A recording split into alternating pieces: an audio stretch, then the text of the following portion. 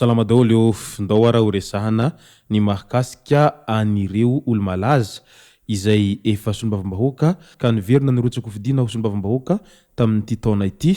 kinanjo anefa dia hita taratra amin'izao vokatra vonjy-maika izao fa mety tsy ho tafaverina amin'izay toerana mahasolombavam-bahoaka azy zay intsony izy ireo satria ambany dia ambany ny salanisa azon'izy ireo amin'ny distrikta izay norotsahan'izy ireo avy ka ireto manaraka ireto ireo olona ireo irosy izay hita fa ambany dia ambany ny vato azona amin'izao fotoana izao Ibrinel Razafitiandrofa any amin'ny distrikany Kongo izay hita fa tsy mitarika amin'izao fotoana izao i Masgolimali ao Tsiombe izay tena ambany ny vato azony Christine Razanamaso ao Ambatofinandrahana ary Zokovonjy ireo no fakafakaina amintsika atao anatin'ity video ity ka manasantsika rehetra anaraka an'ity hatramin'ny farany azadino mila keny video antsika ary tsarovetrany miabony amin'ny sainantsika mba hafanareo manaraka tsy tapaka ny video zay lefa misisy tomatagasy toy izao ny fanaovana azy tsy ampendela isika fa avetrany tonga de vavany ndawary elany ny omanana tamin'iny fifidianana izay natao tamin'ny 20 Mey lasa teo iny ary maro ireo sedra sy ireo dingana izay nandalovany ireo kandidat tsirairay nandritra izany rehetra izany mba ahafahana manatanteraka an'izany fifidianana izany ao ireo izay nandany vola mankarena satria matoa hilatsaka ho fidina amin'izay solombavam-bahoaka izay dia midika izany fa misy ny investissement maromaro izay tsy maintsy atao ka isan'izany ireo fifidianana zavatra maro isan-karazany ndeha ho zarazarena amin'ny vahoaka mba hakana ny fony vahoaka tsirairay any amin'ny distrikta izay norotsahan'ny kandidat tsirairay avy samy niezaka nanao aintso zavatra moa izy ireo ary samy niezaka naneho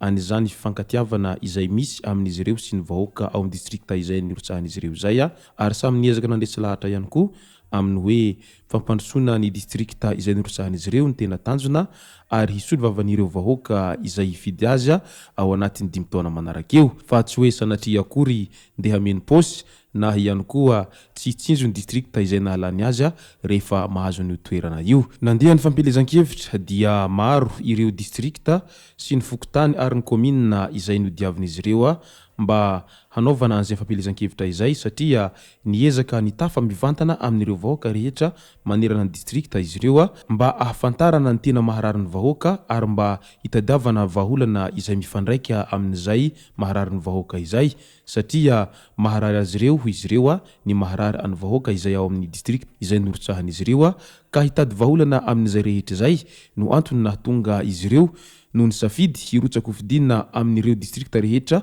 izay norotsahan'izy ireo zay ho an'ny Madagasikara manokana moa dia raha mahita fa tena maro dia maro ny karazana antoko politika na ny miankina izany na ny tsy miankina satria efa izay no politika izay niainan'ny malagasy efa hatrany ampiandohana izay hoe multipartisme izay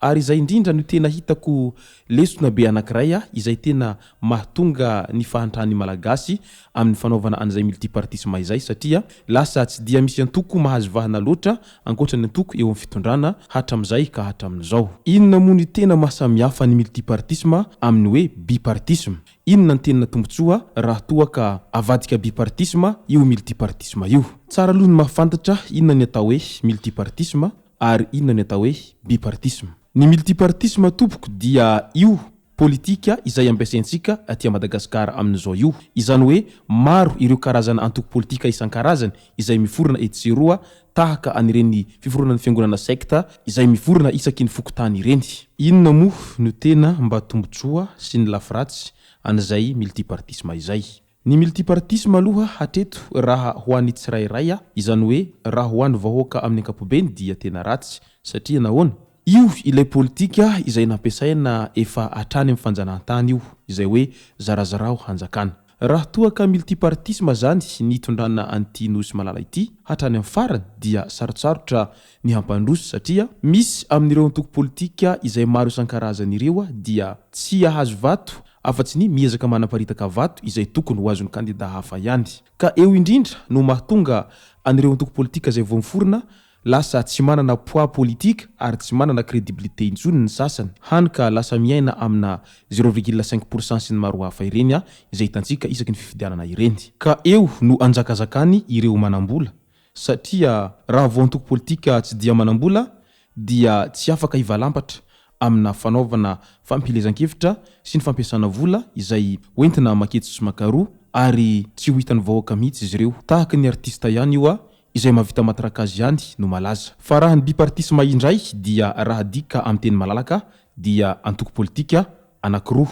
izany hoe ny antoko eo amin'ny fitondrana sy ny antoko mpanohitra ihany. Tahaka ny misy amin'ireo firenena matanjaka izay hita fa tena tokony azo alain-tahaka ary mampandroso an'ireo firenena matanjaka tahaka ny États-Unis sy ny maro hafa ireny. Ny azy dia bipartisme no ampiasainy, izany hoe ny antoko eo amin'ny fitondrana izay demokraty sy ny antoko liberalista. Ny tombony amin'iny fampiasana any bipartisme iny dia izao manaraka izao: samy manana ny lanjany na ny antoko eo amin'ny fitondrana na ny antoko mpanohitra amin'izay fotoana izay. Rehefa samy manana ny lanjany manko ny antoko eo amin'ny fitondrana sy ny antoko mpanohitra dia lasa matahotra ny antoko eo amin'ny fitondrana sao dia hanaonao foana ka lasa ho resiny ireo antoko mpanohitra amin'ny fifidianana manaraka eo. Ka izay indrindra no mahatonga ireo antoko amin'ny fitondrana any amin'ny tany mandroso dia mitandrina tena mitandrina mafy dia mafy ary miezaka manao entso-javatra amin'ny fampandrosoana ny firenena anankiray mba hitazomana an'izay toerana izay. Fa raha tsy izany dia lasa antoko mpanohitra no mahazo ny fitondrana. Ka raha ampiarina ho an'i Madagasikara izay zavatra izay dia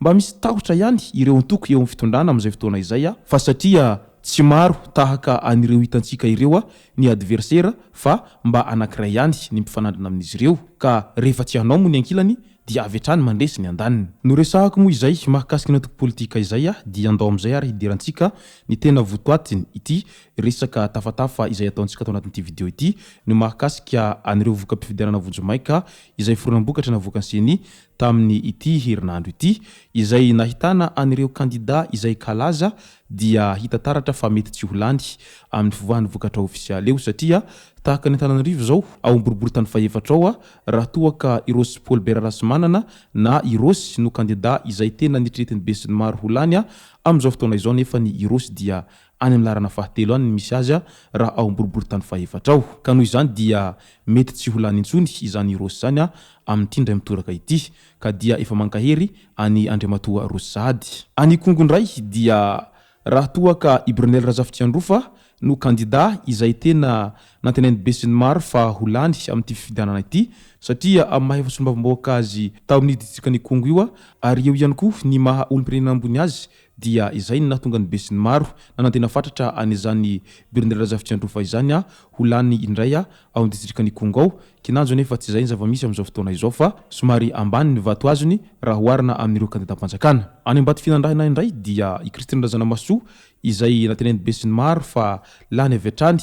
nefa rehefa nivoaka ny vokatra dia tsy izy no mitarika ao ambady finandrahana ao amin'izao fotoana izao fa ny kandida izay natolotry ny Irmara. Ka noho izany dia mety ahina ny tsy hahalany any Christine Razanamasoa ao ambady finandrahana ao. Any Tsihombe indray dia mety tsy ho lany ihany koa i Masy Golamali izay sombavamboakan'izy ireo, satria amin'izao fotoana izao dia ambany sy ny vato azony raha oharina amin'ny kandida izay mifaninana aminy ao amin'ny distrikany Tsihombe io amin'izao fotoana izao, ka dia efa mankahirana Sahady izay avy ety Amboatoatagasy. Ary ny farany any Antapany dia ahina mafy dia mafy ihany koa mety tsy hahalany any Zokovonjy, satria raha araky ny vato azony sy ny salanisa izay mivoaka any Antapany amin'izao fotoana izao dia any amin'ny fahatelo any ny filaharany Zokovonjy raha eo amin'ny isam-bato izay hazo sy ny salanisa izay, ka mety tsy ho lany izany Zokovonjy zany na dia efa nandretrany be sy ny maro aza ny hahalany an'izany député Zokovonjy zany izay efa sombavamboaka tao an-talahy tamin'izany andro zany. Ka dia mankahery Sahady ho an'izy rehetra ireo satria io moa zany toy ny sambalana amenandro tsy azo androany alaivo rapitso, mbola ho avy ny maraina fa azakivy. Ary ny toerana raha teo moa dia ifandimbiasana, ka izay tsy misy hijanona eo amin'ny toerana io mandrakizay zany nizaniza no malaza ary nizaniza no mafy. Izay ranomasika azona roso tompoko lasy tompoko vavy misaotra antsika rehetra naraka an'ity video ity hatramin'ny farany. Azadiny ny milaiky ny video antsika ary tsarovatra ny miabony amin'ny chaîne antsika mba ahafahanareo manaraka tsy tapaka ny video zay lefa misy tomboko lasy tompoko vavy mankasitraka dia mirary soa.